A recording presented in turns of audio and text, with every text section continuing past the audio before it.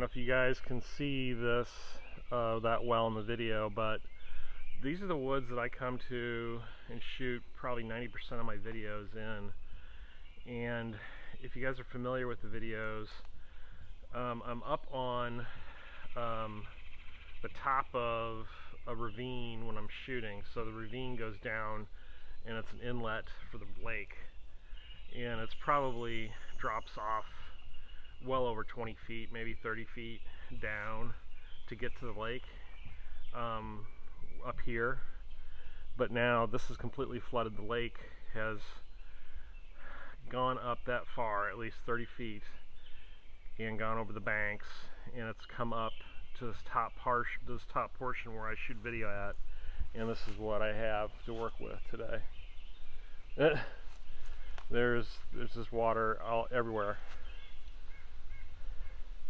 It is incredible. We've had that much rain.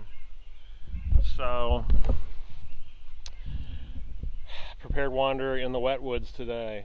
And what am I going to do? Well, still going to shoot a video, but I've got a very little bit of land to work with because everything is flooded. But I do have a little spot over here that's still dry, and I am going to shoot a video. And what are we going to talk about today? Well, something kind of interesting. I recently got a piece of gear in that I wanted to show you guys that is kind of unusual. It's very old school, and it's just a lot of fun, and I'm really going to enjoy setting this thing up and playing with it, so stick around. Wow. My woods are gone.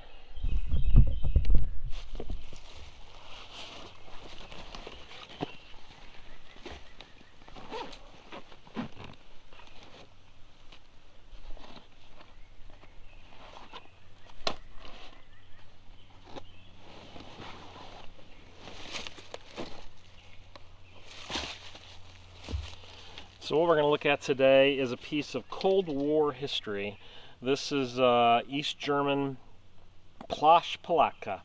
And if you guys are unfamiliar with the Plash Palatka, it is a Russian designed and influenced tarp, and also a piece of rain gear. So we're going to look at that today.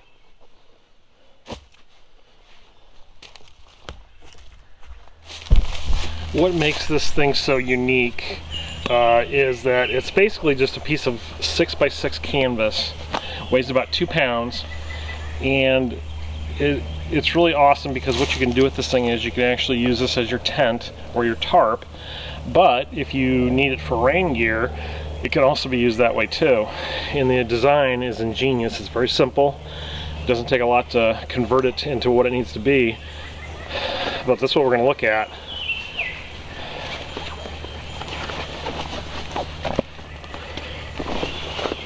The first thing we need to do is we need to convert this into a poncho.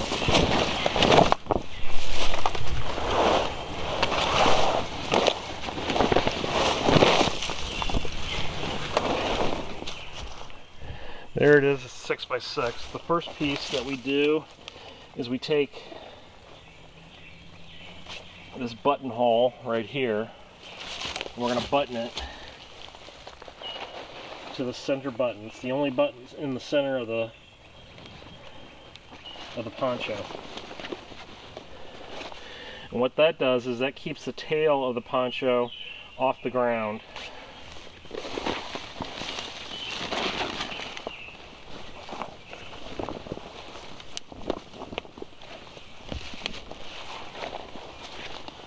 And as you see here, there's a channel that has cordage running through it, and we're going to pull that tight.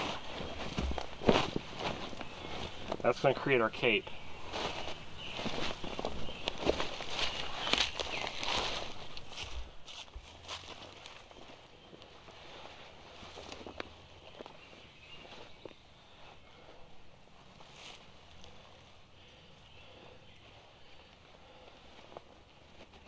So pull as tight as you can.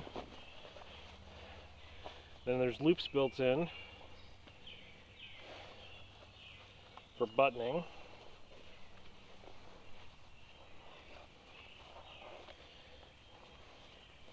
And this you can tie if you want. And now we have another set of cords. This is the second one. What you're going to do is you're going to flip this up. You're going to tuck the top over. You're going to grab these second ones and you're going to pull those tight, creating a hood. Now what you can do is you can tie it off.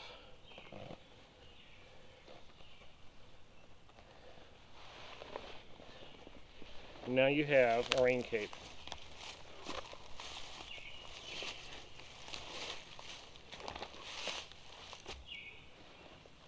Also has built-in armholes right here. And I can button those from the inside, and then I can pass my arms through the outside of it. Now, whew, how to get this off? It's hot. Put that down. I have not had this in the rain yet, and I wish it was raining today because I really wanted to take it out in the rain and see how it did as a poncho. But supposedly, what's supposed to happen is that the fibers on this thing swell up and actually become waterproof or water resistant, and the water should run off. Because it's not a coated or treated material. It's not waxed. There's no coating that I can tell that's on it. It's just some type of canvas material. There are big grommets all the way around. Dual buttons on each side, so you can button this thing down the front if you want. That way you can pass your arms through and handle your rifle or whatever. Comes down pretty far in the back.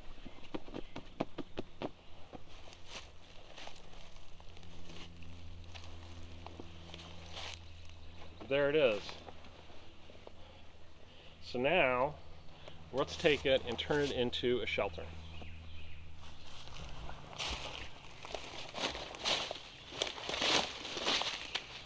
I got limited ground space over here before I hit water, so I'm going to have to make do with what I got.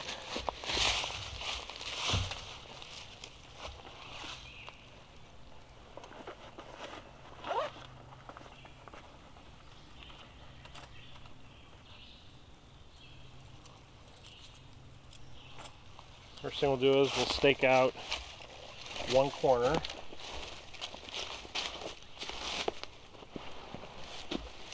So I'm going to unbutton it.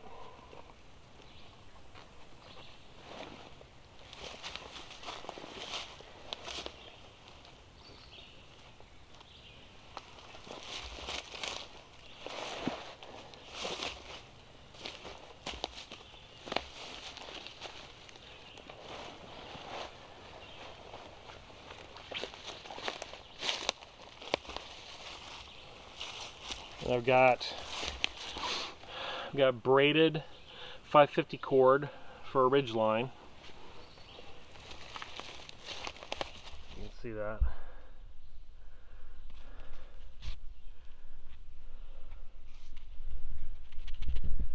Just created a loop, and I'm passing one end through it around the tree.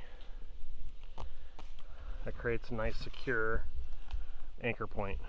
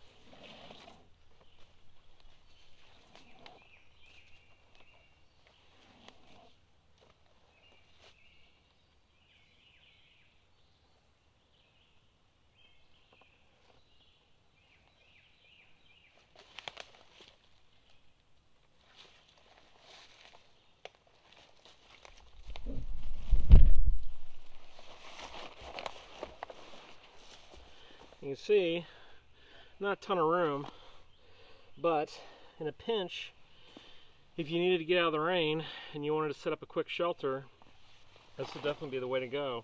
It'd be better than nothing, right? These Plash Palatkas have been around since, I believe, World War I. Maybe they were originated back then, maybe a little bit before that. Definitely were used heavily during World War II by the Russian army. And then when the Berlin Wall went up and East Germany was formed, of course, Russian style of equipment and gear became the norm for the military of East Germany and for all the Eastern Bloc states that were forming. So this kind of equipment was very common for the field soldier to have, and since it's, you know, dual purpose, that made perfect sense for a soldier. Something that could be utilized in a couple different ways. Now, for a bushcrafter, survivalist, camper, whatever you want to call yourself, is this something that's worth having in your pack? It weighs 2 pounds. It's not light, that's for sure. There's lighter options out there. I have a poncho tarp combo that I have from Bushcraft Outfitters that is, you know, doesn't weigh nothing, and does essentially the same thing. But if you're looking for a more old school kind of way of camping, and you like old school equipment, especially canvas, this is definitely the way to go. You're gonna have a lot of fun with it. And the camo pattern on this thing, this raindrop pattern, is pretty cool. It blends in the woods pretty well. I don't know how easily these are to find. I know that the tan ones, the tan Plash Palatkas, are easy to find. They're all over eBay. I don't know the quality of these. This one I got from a private collector, so it's going in my collection of gear. So I don't know how easy it is to find the rain pattern. It may or may not be easy to find. I know there are some other camos that you can purchase. You just have to look around for them and do some hunting. But this one was right around the $35 mark shipped, which isn't bad for a tarp poncho. And it's just kind of a fun piece of gear. And you know, if you're out trouncing around in the woods hunting or something like that, maybe this is a good option for you. I don't know, I kind of like it.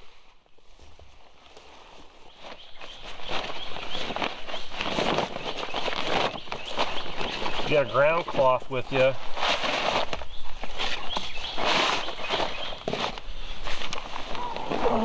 This wouldn't be too bad. I think I just collapsed. I think I pulled out one of my stakes. But yeah, I pulled out the end stake. You can definitely get back here, get under it, get it out of the rain.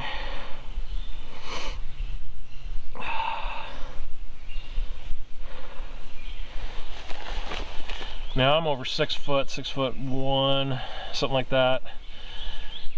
That's a little small for me. If you're a shorter guy, this might be a good option. But as the rain cape, I really like it as the rain cape. I thought that was pretty cool. And it's just so easy to set up. It's not a big deal.